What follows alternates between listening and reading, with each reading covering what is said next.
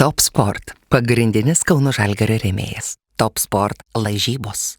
Top Sport – kazino. Lošimo automatai. Dalyvaudamas azartiniuose lošimuose gali prarasti ne tik pinigus. So guys, welcome to another episode of Pick and Pod this season, and we're here, your host, Tautvydas Sabonis, and me, Rytis Kazlauskas, together with a new guest of the season, and we proudly want to introduce our freshest guest of the season. It's a fine man, fine gentleman, fine father, and a veteran of Žalgiris Kaunas team, Bryant Dunston. Hello, Bryant. Thank you for having me. Thank you for being a gracious host. That was the best introduction I've seen so far. I So mean, you're like, wow. Very good. All right, so Bryant, I want to start with one question. Did you know that you already have a nickname between Lithuanian basketball fans? And Yeah, I know. You know? I do. You want to say it out loud? Uncle Dunston. Dėdė Dunstonas. In Lithuanian, it's Dėdė Dunstonas, Uncle Dunston. How do you like it? I mean, it's cool. It's better than, because they were calling me Grandpa before. So it's better than that. Way back in Bologna? In Bologna, they called me that. Actually, no. I think in Turkey, maybe my last year, they were calling me Oh my God. Daddy Dunston or something like that. It was like, Uncle sounds a little cooler. Yeah, Uncle sounds cool. Uncle sounds cool. Like the guy who can fix everything on the floor whenever you need that guy. Yeah. That's what the uncle does? I mean, you're reliable. You're reliable. Let's say that. Well, in Lithuanian we have that I'll take meaning. it. I'll take it. Bičiuliai, tikiuosi, kad jūs mėgaujatės šiuo naujausiu Pick and Pod epizodu. Bet aš noriu pakalbėti apie vieną dalyką. Labai trumpai, nebijokit, vėl grįšim prie pokalbio su Bryantu Dunstonu. Seilė yra puikus būdas pasirūpinti savo kelionių ramumu ir tuo pačiu metu netgi finansai, sakyčiau taip. Prieš kiekvieną kelionę, aišku, jūs galite susidurti su problema, kad keliaujant į kitą šalį reikės naudotis internetu, mobiliaisiais duomenimis ir sąskaitos už šią paslaugą gali išaukti kosmiškai, jeigu laiku neužsisakysite kažkokį duomenų paketą.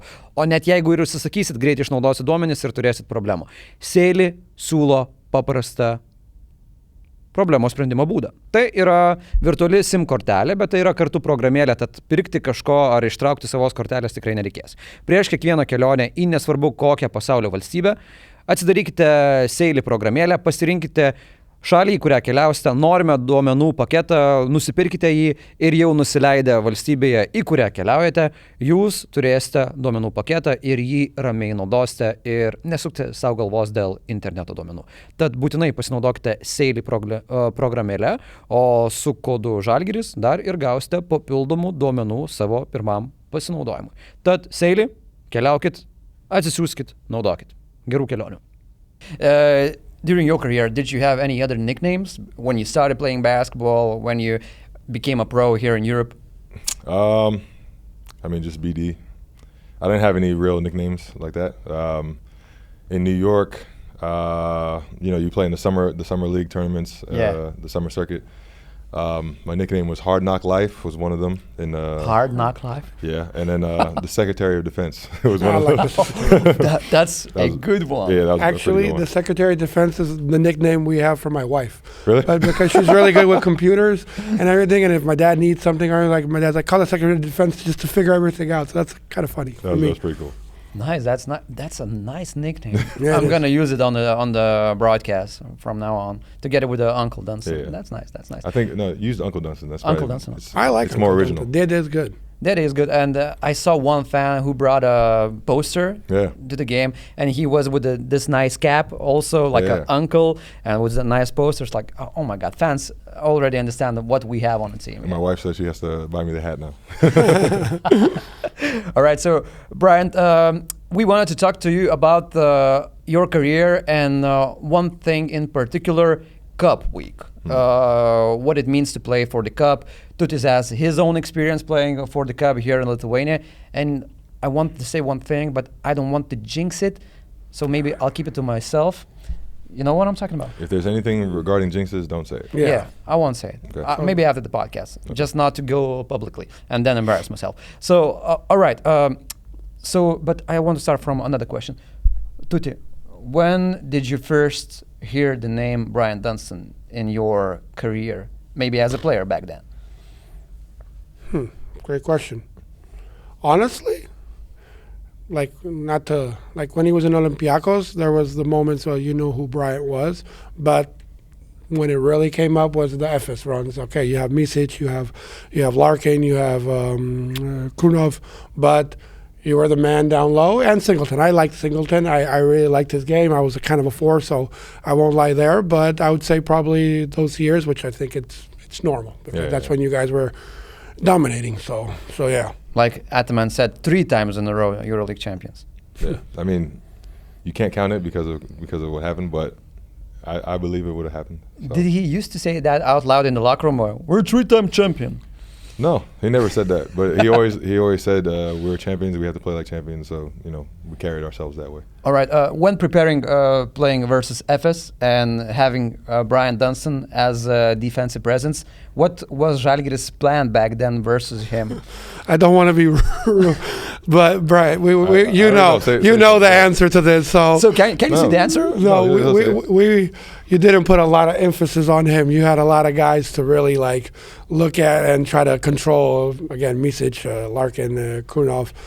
You always knew he was down low. You always didn't want to really drive against him because he was, if I'm not mistaken, 2-time shot blocker of EuroLeague. 2-time best defender. So we always try to you want to say to him, get out of the paint, don't shoot or shoot a floater. Don't really go at the rim because he's going to meet you there, and it's most likely going to be a block. So. All right. I mean, it wasn't disrespectful. I mean, you don't really prepare for a guy defensively so much. I mean, I don't think.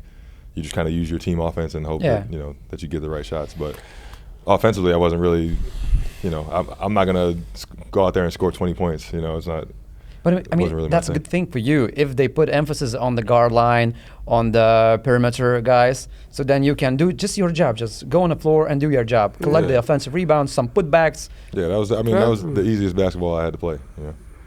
All right. So talking about the Cup week from both of your perspectives as a player and as a coach right now, how stressful is this week after the EuroLeague finishes? You have 1 week in which you have to collect that trophy because nobody would understand any otherwise. Like, oh, we lost the trophy. That's a bad luck. Everybody in Lithuania knows that Žalgiris has to win the trophy. From your perspective and from Bryant Dunston's perspective, when you play for big clubs like Olympiacos and Efes, so what does it take to prepare for Žalgiris right now, and what does it take to prepare for this week? I mean, as a coaching standpoint, it's good because you have a few days to practice. So, you prepare for the team, you prepare for the week, and you can really start putting in the groundwork for the weekend. So that's really good because you don't have a lot of practices. So for me, it's mostly that. And obviously the mindset to prepare the guys for something that we, like you say, have to go take and no one's going to give it to us. So, you got to go, you got to be ready, and starting from Tuesday, Wednesday, Thursday, you got Friday, and then, you go into the Saturday, Sunday tournament. Brian, how was in your career from the days in Israel back to Italy when you played your last before Lithuania Cup week? So how was it for you? It's really good. I like it because there's no games leading up to it.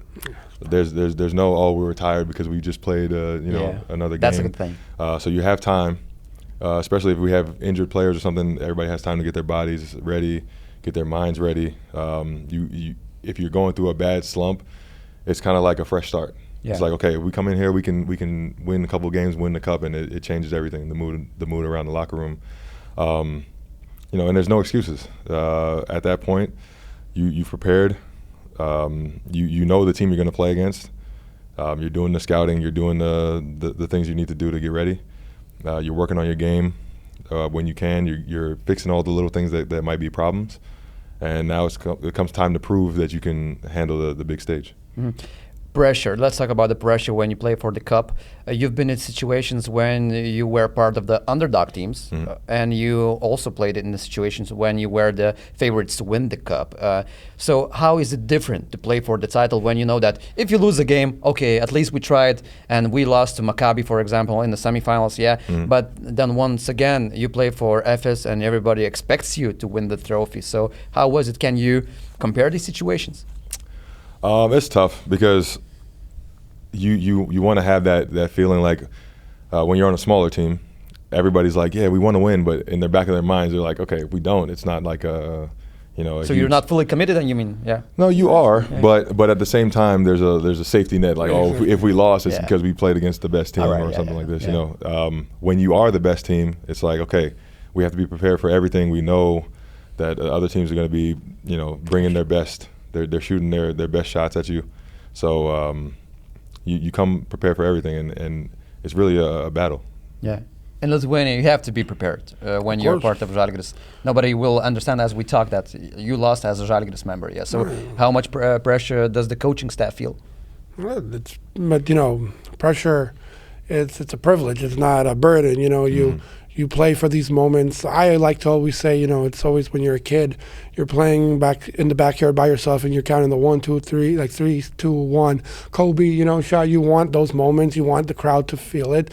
You want that pressure. So I think it's something that players should embrace. And if it's your first time or it's your 10th time, I like what a lot of coaches I've learned from is like, you don't know when you're going to win a title. So a mid-season title is important. And to pick it up for the club that you play, and if it's Žalgiris or if it's Efes or if it's whoever it is, it's important. So it's a mindset and you bring everything. All right. Before we dive into like interesting stories from both of your perspectives, I want to ask you one more thing. How does the trophy that you just won, I mean the Cup Week trophy, how can it change the trajectory of the rest part of the season, and how does it change it? I mean, if you, of course, if you win it. I mean, Brian kind of mentioned it. Like, it can really, if your guys are in a slump or the season's a little iffy for whatever reason, it really brings a lot of juice, I can say, you know, and high spirits, you know, and someone, you know, playing good or bad doesn't really matter when you have a trophy involved. You know, you get to celebrate with your fans, with your teammates, with your families. I think, you know, in a long season, especially like EuroLeague seasons, it really gives you that extra fresh, I don't know, air or whatever the word you want to use. But I think it's really important. Yeah, it makes you feel like the work that you put in means something. You know, you finally get some accomplishment. This is the first opportunity that we have to get a cup, and you know we have to take advantage of that opportunity. So, Brian, all right, when you first started to play professionally, you played in South Korea, yeah? Did you back then play for any kind of cup trophy? I know that you had like South Korea Basketball League, but did you play for a mid-season trophy? No, they didn't have any. They didn't have any mid-season tournaments. They just had the All-Star game. That was it. And did you play it? Yeah, I was in the All-Star game. I was in the dunk contest actually. Shit, we gotta get those tapes. I lost, but I was in the final. I didn't have any creativity, nothing. But what was your? Did you try to rehearse some of the dunks during the practices before that competition? Yeah, but I'm not really a fancy dunker. I just have long arms. So I tried to do some things, but it wasn't that good. No, we got to really find those. So you were the Dwight Howard for that competition. Yeah, I mean, no. Well, Dwight Howard had some creativity. Yeah, right? Yeah, but I mean, what did you try to like? What was it like? A couple of dunks that you tried. I'll show you the video later. I think there is a video? I think there's a video. All right. I might have it. All right. Okay. So your first cup tournament was in Israel, yeah? Yeah. Was it? Yeah, it was. And one of the tournaments I checked was the semifinal game versus Maccabi. You played for Holon Hapoel, yeah. And you guys lost it. So back then, was it a game that you considered, okay, it's our chance to take on Maccabi and maybe to have them very sad after the game and just to win it? How was it? Yeah, so we were having a really good season. We had a better season, I think, than anybody expected us to have at that point. The fans were, you know, crazy, and they were really cheering for us. And I think we played against Maccabi earlier that year. Maybe we lost. I'm not sure if we lost in overtime, but it was a close game. It was like a battle. So we were like, this is our chance to show that we're on the same level as them or close. Yeah. And we came up short, but it was a really good game. What guys did you have on the team back then? Like, of course, you were one of the dominant powers. Ron Lewis was on the team. Tasman Mitchell, Patrick Sullivan. All right. Probably some guys. I don't know if you guys know them. Yeah, Patrick Sullivan, I know. The other two. Yeah. Who else was on the team at the time? A bunch of guys. We had a bunch of guys. Moran Roth had a bunch of guys. So this was the first experience in Europe that you realized that you guys have here that mid-season trophy, and it's kind of important, Yeah, and it's not like a series. Yeah. It's just one game. You win the first game, you play the second game. It's for the championship. So it's really important, and anybody can win it. I got a question because since you played in Israel, you played obviously Turkey, Greece, and you're going to come and play in Lithuania. You're playing the Cup, it's like a Final Four or Final Eight. Yeah. It's a venue. All the teams are there. Where was the nicest one to play? Like Turkey, Israel, or like Olympiacos? Playing in Greece. I mean, obviously you haven't played. We're going to play in Vilnius. You know the game. Obviously, seeing our hostile environment that we do it. What was the best one or strangest one? Or strangest last one, year they played in Crete, I think. Yeah, Olympiacos and Pana. I'm not sure. I mean, I don't know. I wasn't there, but small venue. But the ones in Istanbul were really good. They usually have like a nice hotel you stay in and all these things, whatever. But luckily, we had home court advantage in some of them. Okay. Because they were played in our gym. So it was good. You get to stay at home. It's always nice. It's always done really well though. So your first cup final was in Varese, yeah? And you played versus Siena Montepaschi.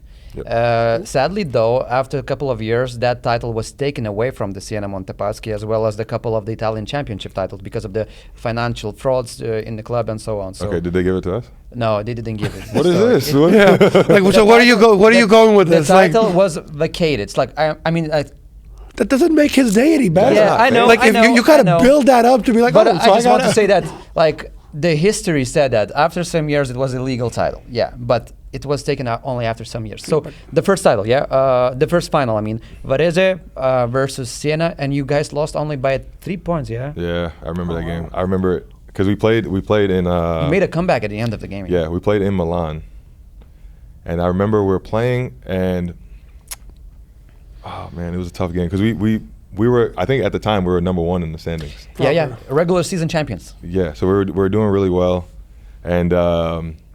We just didn't have that experience in those big games. But we played against them, and at the end of the game, we were losing.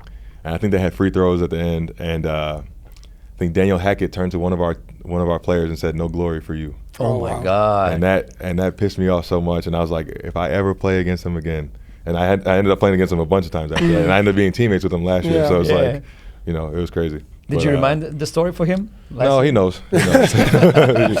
I got a question. Like I like what you said there. Like we didn't have the experience. Yeah. So let's say a team like our guys, have a couple young rookies or guys that are just starting. What kind of advice would you give for guys like this playing a tournament where it's 2 games, and from one game to another you can have a bad game. Next game you might be important. You might not play much. What's the advice that you would give somebody from our team or in general young kids? Just to always stay ready, because there's been times where you don't play in the semifinal game, but you play a lot of minutes in the final, or vice versa, and you have to give energy to the team somehow. Also, to not build up the moment too much. Okay. Sometimes you put a lot of pressure on yourself. Oh, this is for the cup. We need to win it. And it's just like, okay, if you think about it, bring it back down to the base level and just say it's another basketball game. For the players, we have to think that way, and just say, okay, we have to come out here and fight and play, and just enjoy the game as we always do, and don't be like, okay, I need to win the MVP or I need to win the trophy or prove that I belong or something. Just play the game that we've always been playing. Play it like we do every day. Just give your best, and just try to do the small things. So, like, for example, some games I'll build the game up too much in my head. Okay. Even now, I still build the game up too much, and I'll be like, oh, I need to do this, I need to do this, whatever. So I say, all right, breathe, relax, and just run the floor. Or I'll pick one thing. Okay, just box out every time. For example. Some small thing, something small that I can focus on that thing, and then everything else is just muscle memory. It all comes naturally. So, yeah, exactly.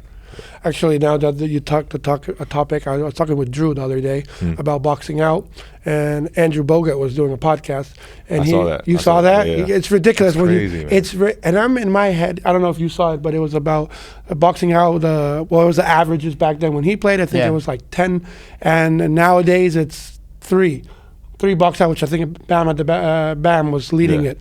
But the thing is, when I'm watching that clip, Drew sent it to me, and I'm looking at it, and I'm like, okay, in a long game, I don't know, 20 box out, I was thinking in an average, because even just with 3 throws, you get a box out. I guess maybe they're counting if the ball goes in, maybe you don't count it. I don't know. I thought 10 was a little. And then when he said 3, I was like, holy shit, man, 3 box out. Like, you guys are, like, you boxing out every freaking play, you know, more or less. So what's the reason for the number that diminished? High number of threes, quick offenses. Guys don't A lot really, of threes? A lot of threes. I mean, right? You would I think would think so. yeah. You don't have time to really get back into boxing out, so you're running back. So that's probably the biggest. But I still think 3 is ridiculous for a big man. I mean. Also, I mean, a lot of teams are switching nowadays too. So True. like, it's.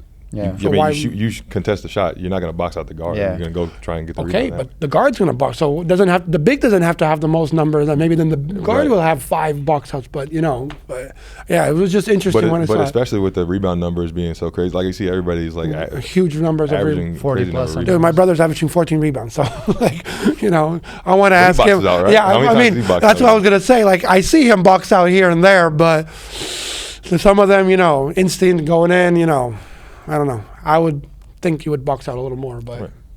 All right, Brian, you touched that topic about the players, how they work during that week, the cup week, the cup weekend. Can coaches overcoach during that weekend?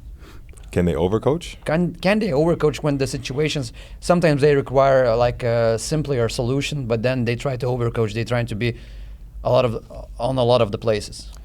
I mean, I'm sure it's possible. I'm sure you try to prepare for everything. Yeah. And then in the game, some of those things don't even happen, and you just like wasted a whole bunch of time doing it. But I don't know. I've never experienced overcoaching. I've experienced some undercoaching. a couple times. There was a because we're in a situation like this. We played against. Okay, let me rewind a little bit. So when I was in Efes, we played the cup. Fenerbahce lost in the semifinals. Okay. And everybody started celebrating like we won it. We won it already. Yes, we have the trophy. And we played against Banvit, and we didn't properly prepare for them. We tried. We The did a emphasis little. was on Fenner. It wasn't. Yeah, we prepared for Fenner, and then once Fenner lost, it was like, we got this. You know, we lost. We lost to Banvit in the Who was finals. who was on Benvit? Jordan Theodore. Okay, yeah. Big man, probably. The big man, Yeah. Slovenian. Yeah, Homage? no, Huh? Not Homage? no, Alan. no, No, not Allen. dude, the brick, Yeah. the brick wall. You know who I'm talking about? Ugh. Sets crazy solid screens. Yo, Follows every play. You know, Yeah, yeah. that I know, play I with- know. With Luca at the I beginning. don't remember his name. No, I'm gonna Google it because Yeah, it's please. gonna be painful. Just Yeah, tell about Dude it. was a brick wall, man. Yeah. So he's setting solid screens. Jordan Theodore's coming downhill. They got shooters everywhere, and they're like talking trash. And I mean, they're getting it because they're the underdog mentality. Yeah, exactly. So that you're a little panicky because you're like, holy shit, these guys are going, and And then the pressure gets to you, and then before you know it, the game's over, and there's nothing you can do. And they're celebrating, and then we're just like, what was that? What Missed opportunity. That was, what was what Hackett said? No glory. What was it? no glory for you. Gasper Vidmar. Yeah, Vidmar. There you go. Gasper Vidmar. Yeah. Shout out Yeah. to Gasper Vidmar, man. He was like Tough opponent. made out of the cement, you know. Tough Yeah. opponent, man. All right, so from your experience as a Žalgiris coaching staff member, you've been working during the cup weekends with the 4 different coaches I've counted. Yeah, Yeah. Šilderis, Dovts, Kazys Maksvytis, and Andrea Andrea. Trinkieri. So, which weekend was the easiest for you to work in? Easiest. I don't think there is because I have to do a lot of work. You got a lot I know, of scouting, I know. 2 games, 3 teams. So, but I'll say the easiest tournament was probably the first one with Schiller. Probably was like the one that. You mean the COVID tournament? Yeah, it in was. Panevėžys? Yeah, I think it was very confident, very good, and that wasn't like I don't know how to say it, but it was solid 2 wins, and we enjoyed it. It was my first one. Partied hard that night, Whew. So that was fun. That was really fun. First medal, for me as a coach, so that was really really cool. Then the other ones were good. I remember similar to what happened to to you guys maybe, but we won. But it was when we were preparing for Rytis, and it was Jonava and Cholet. Yeah. And I remember, we had our other scout, Evaldas, and I was like, I talked to coach. I'm like, I'm gonna drive early, go to the game because we were just driving to the game. Mm-hmm. And he's like, you sure you don't want to go? I was like, I don't know, you got it. I'm like, okay, you don't want to do Jonava? Like, no. So I went, I got all the play calls, got ready, this and that. I'm like, 5 minutes of the game, I'm like, I think I came for no reason, and they already got here, and our assistant, the other one comes in, he's like, God damn it. He's like, you always get lucky to it. I was like, you should have come. I'm like, I know. So I didn't have to end up doing the scouting report at night, and he had to do it. So that was like, between coaches was kind of funny, and then we took care of business, and it was a good win. So question for you. Leading up to the game, the second game, are you scouting the night before, or you scout like? For example, I do. If I have to, if it's my team. You scout both teams? No, depending, because normally we have like, we don't know what teams are going to be involved. So, before the season, we prepare it, So regardless, on the other semifinals, one team will be the you kind of like expect the team that will win will be doing by the other assistant. And then the third team, in that case was mine, I will prepare. I will do at least one game. I will prepare something just in case I don't get to have to do it all night or do 2 games, 3 games or whatever. If you play them really early, you play them early or late in the season, so you already know them, it's better. But in my case, I prefer being prepared than having to do a whole nighter and then trying to get the whole game and then being tired that whole day, I can't even imagine how it's ACB or like in Italy, or I don't know how it's in Turkey, it's 8 teams, right? Or is it 4? 8. So, you can't really do that. But in our case, it's a little easier in that case. All right, so Bryant, after the Italy, you went to Greece, to Olympiacos Piraeus, and you played there 2 seasons, yeah? And every season playing the cup, you faced Pana. Yeah. In different stages of the cup, yeah? So you just told, before we start recording this podcast, one of the craziest stories we've heard about the cup. Can you remember briefly that story when you lost by 1 point, to Panathinaikos? What happened there? So I think that was the beginning of the season, though. I'm not sure if that was the Supercopa, maybe, right? Yeah, maybe. Because you have that Supercopa. I checked one season, you guys lost in the quarterfinals by 1 point. So maybe that was. Yeah. So I think we played against them in the quarterfinals. Yeah. And that. One season was semifinals by 8 points, and one season was in the quarterfinal by 1 point. Yeah. So every time we played against them, it was always like, it's the biggest rivalry, whatever. So you can see like the coaches act different in every practice leading up to it. The players, even especially the local players, are more like tense and everything. Everything's like nobody's joking around like they normally do. Yeah. So you got to be more serious leading up to those games, and it's exciting to play. It's more exciting to win, obviously. Yeah. The derby, Yeah, because then you have bragging rights until you play against them again for the the end of the season. I got a question again. It's because I'm very curious now, because like what you said about how the momentum and maybe the body demeanor of coaches, even the local players, change because Olympiacos Panathinaikos. Yeah. I imagine Efes Fener is the same. Even for us, I guess, preparing for Rytas as a whole. Is there, like, as of being a foreigner, and like, does it translate that kind of, I don't know if hate is the right word, but like that kind of. Do you pick up the hate? Like, I don't want to use the word maybe hate, but that kind of motivation, that extra desire to win, to get a little dirty or whatever the case, because, derbies are derbies, and for local guys, it's a little different because what you just said, bragging rights in summer, national teams, all this, it's important. So you being an enforcer, being a defensive kind of guy that can bring in that kind of extra, let's say, dirtiness to the game, Did you? It in the beginning when I first came to Europe, I didn't really have it, but because I was like, come on, man, it's just a game. Like, but now I understand it. Like after being here so long, I understand it, and I've adopted the same mentality. So as long as I'm wearing these colors and I represent this team, I pick up everything that you guys you guys have. So because at the end of the day, when you lose to your rival, you don't want to go outside and be looking all smiley and everything like everything's cool. It's not. You know, we just lost. Like it's a big deal. It means something. You know, so so we step on the court with that same mentality, and it for me, it really doesn't matter who we're playing against. It's like that for everybody. Okay. But there's still there's a little something bit extra. extra. There's a little sauce something into it. extra for the rivals. Is it safe to say that after years wearing Olympiacos jersey, you wouldn't have signed with Pana after 2 years spending in Piraeus? I mean, no, I don't think so.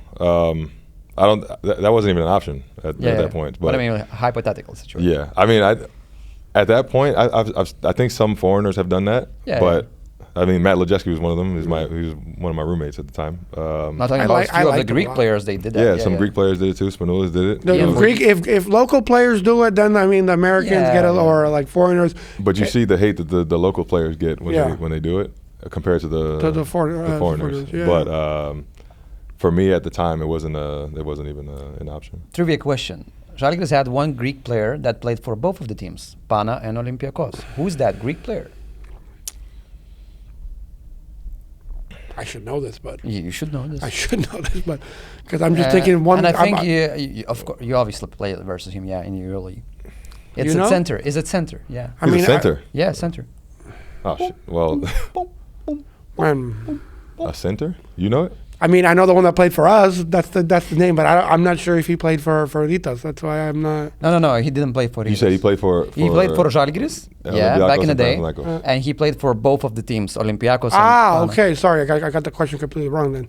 So he played for Žalgiris back in the day? Dičkis, centras. No. Yes, still the name. Vojukas. Yes. Okay. There. Ian Vojukas. Oh, Ian? Ian Vojukas. Okay, right. I listened. I was a little had a mental fart there. I kind of went somewhere else. I didn't know Ian played for Žalgiris. Yeah, he did. He played one season. Yeah. When we played now in Greece, he always comes. Gintaras always goes sees him, and Renus played with him, so he went to see him. Yeah, I played against him in college. Oh, really? Yeah. Oh. So it was funny because he was really good, man. He was a very good player, and we played against him. He was in St. Louis, and so we go there, and we play against him. He kills me. He has like. I think he had like 20 and 12 or something like that. He destroyed me. And our coach was cursing me out the entire time in the locker room after the game. And I was pissed. I was like, next time I play against him, I'm going to destroy this guy. I'm going to give him everything I got. So we play against him again. He kills me again. And I was like, I have no idea how to guard this guy. He was really good. He knew how to use his body. Soft touch. Yeah, really soft touch. Pass the ball, rebound. And he was aggressive. And I was like, yeah, he's gonna be good. And very good fellow, like very friendly. Very good guy. I didn't know that until years later when we talked. I was like, all right, so then you switched to play in Turkey. Anadolu Efes, a couple of seasons not reaching the finals. Then you won your first cup final in 2018. Yes. Yeah. So how do you remember your first cup victory? How was it? It was exhausting. I remember that. First of all, the years before that, I think we had better teams. The first year I was there, we were supposed to be a Final Four team, but we didn't make it. We underperformed. The year after that, we weren't supposed to be anywhere, and we made it to the playoffs, but we lost to Olympiacos in the fifth game. Yeah. So then that year, we were having a horrible year. We were losing every game. It was bad. The chemistry of the team wasn't that good. I mean, we still, we tried to get along in the locker room, but it wasn't that good of a locker room. Yeah. And the cup was like, hey, if we get together, it was like we have talent.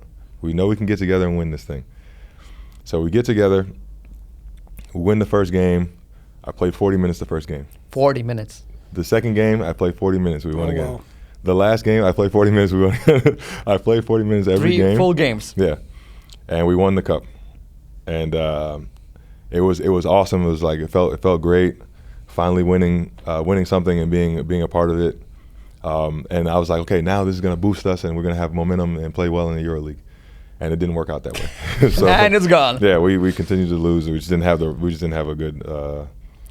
We didn't have a good roster at the time. So you played 3 full games. Who was the backup center? I was going to say, that's what I was thinking the same thing. Tibor plays? No? No. Stimac was there, but I think we played together at some points. Oh, Right. Stimac So like was hilarious. Valančiūnas and Sabonis in Kings. Yeah, we played together at some points. I had to play the 4 sometimes, and then, Brock Modem was actually there. Brock was he Modem. there? No, or He was there. Or was it? Yeah, he Probably was. He was, because it was Žalgiris' there, yeah. Final Four season, and Brock Bottom didn't play for Žalgiris. Yeah, he was there that year. He was my roommate at the time All right. when they still had roommates. Very good guy. All right. But yeah, that was the first cup. So how hard did you guys party that trophy after you I won? mean, I don't think he was partying a lot hard because he was probably Yeah, I was exhausted. You So were I mean, sleeping already. I partied, but it wasn't a crazy party like that. It was just relief that we could finally win something. you It know? was with the Ataman, yeah, already. Yeah, Ataman just got there. He got there a little bit before the cup. All right. And after 4 years, you repeated the title. How different was that second title with Anadolu Efes compared to the first one? You guys were already a huge name in the Europe, winning EuroLeague year before and coming to the second trophy in a row. So how was it? We didn't expect to win. We knew that everybody had a shot at winning it, but it was something that we hadn't done as that group. We hadn't done it yet, so it was still something that we wanted to prove to everybody. Everybody was still hungry. It was, about that team. Whenever there was something to win, we showed up. Like a guy showed up for real. It was good. I remember when we went to Gloria for the preseason, and you guys were there. I don't know. It really stuck in my head. It was like, it was obviously you, Singleton, I guess Larkin, all these guys playing cards or playing something. Yeah. Always in the lobby. Yeah. And I was like there was like 5, 6 of you guys, and I was always like, and every day it was. I think if I'm not mistaken, right? Every night. Every night. Sorry. Yeah. And after dinner, and I'm like, damn, that's cool. I mean, that year, that Žalgiris group was amazing. The chemistry in the club, but just watching you guys, and I was like, there you go, And then I'm like, I'm not surprised they're winning because they're hanging out all the time. So that was really cool. So what's the recipe to have a good locker room, in your opinion, Brian? You played for different teams in Italy, Israel, Greece, Turkey, and you saw different atmospheres in the locker room. So. What recipe can you say for the upcoming clubs that and so on? So how to find that perfect chemistry? Just listen to everybody.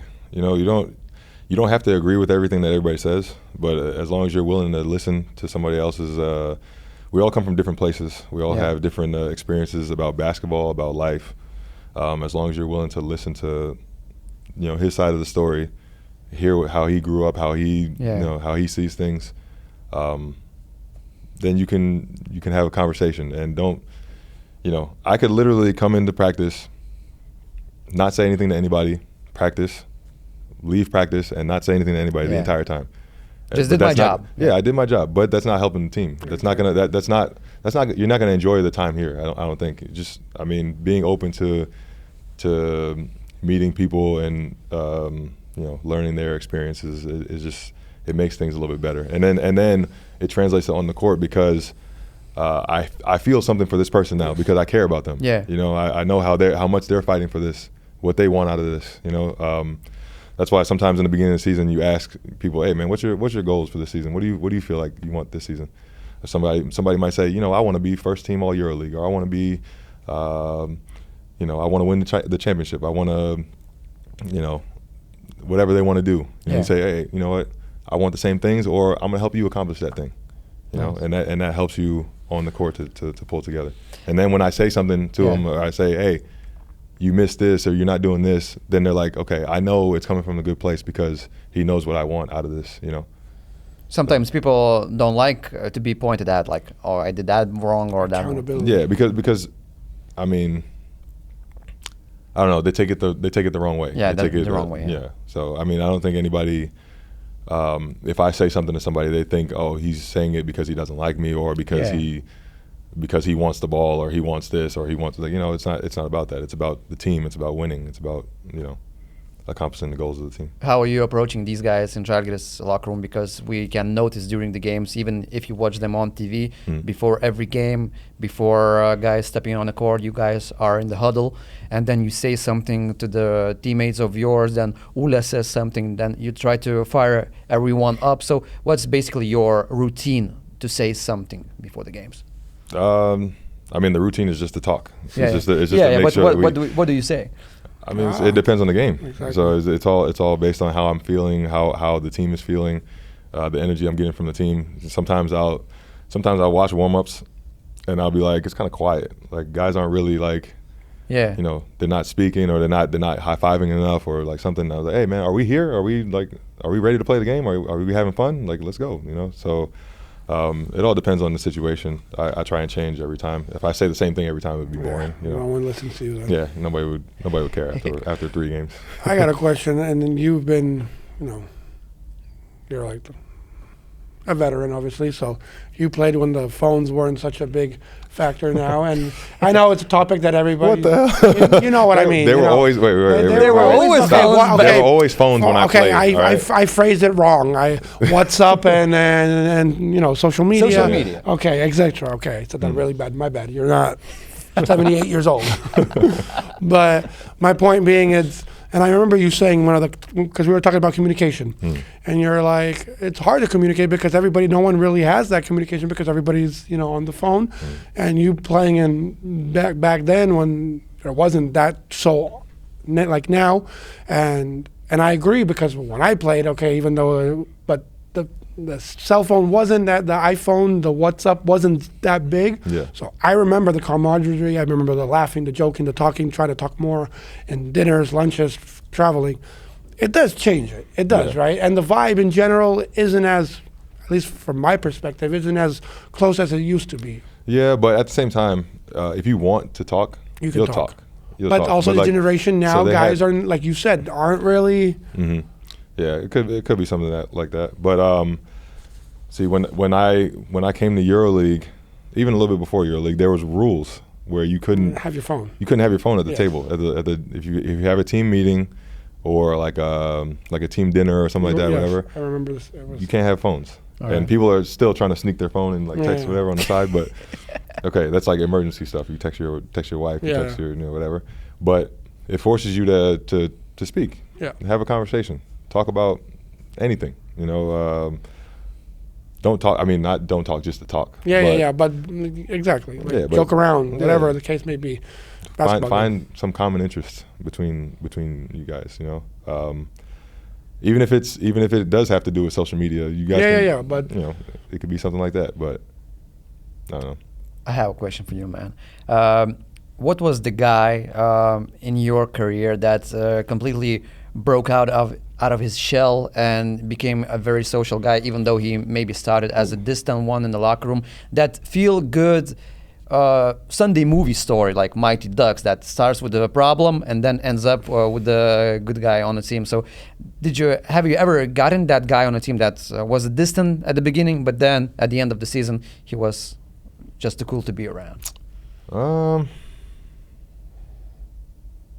I'm not sure. Maybe last year with Daniel Hackett. Yeah. Okay. Just because we had like the tension there from the battles that we've had before. All right. And I was just like, I don't know if we share anything to talk about.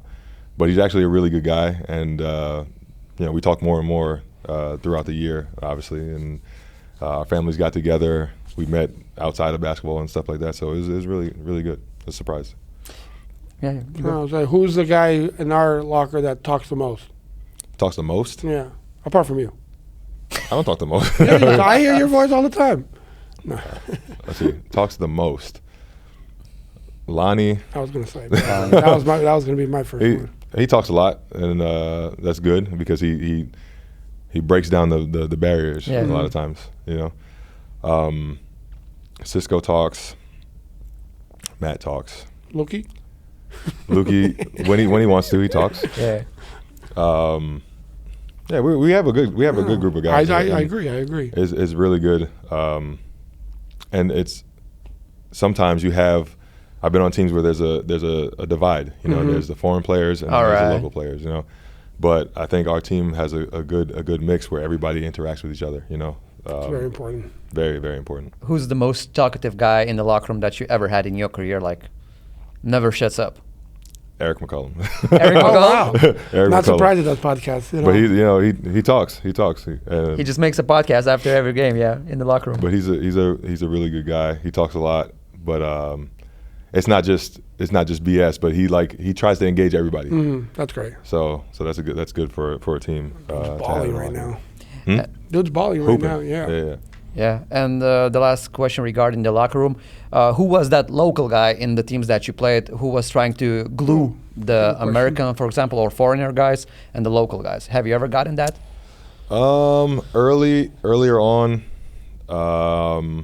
in Efes, well, first of all, let's go back to Olympiacos. It was Yorgos Prindizis. All right. Nice. He talked to everybody. He was just a really social butterfly. That's a good way of saying.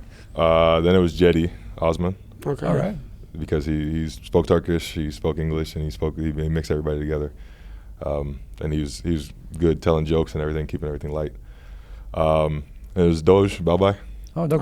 He was the captain of the team. Oh, he's the coach, yeah? I remember every scout report we would do with him, it's always like a putback dunk or something, and every time, just watch out, this guy's a freak athlete, boom, you see him flying over, bam. Game-winning steal, game-winning block, game-winning three-pointer at half court, like whatever you need. Oh, my God. Ridiculous, He got you, man. And he's a very good guy.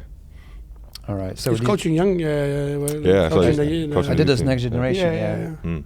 All right, so my last question before we dive into the questions of Žalgiris insider members. This last week, we come back to the full circle, and this last week for Žalgiris Kaunas, up to the trophy. How you guys feel? You had a couple of bad games in the EuroLeague. So how do you look to this weekend, to this Cup weekend? What's the mentality right now for the team?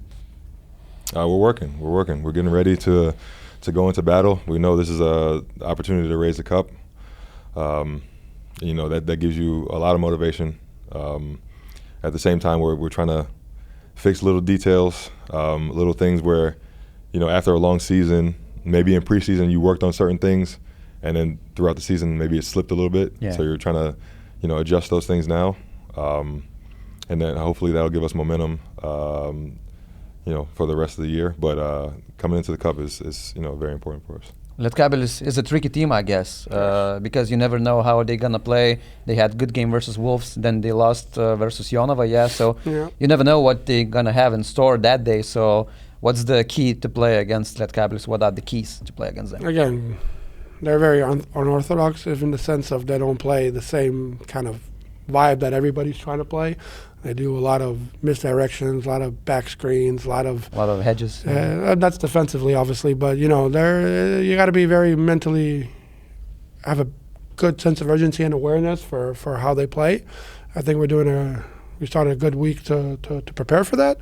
They have some good players. They have some guys that can really be a factor. So we're going to be ready for that, But most importantly, it's do our thing and be ready, like you said, to attack their defenses. All right, guys. So we go into the questions of Žalgiris Insider members, and if you want to see this part of the podcast, just be our member. All right, let's go. Nori pamatyti visą video? Prisijung prie Žalgiris Insider.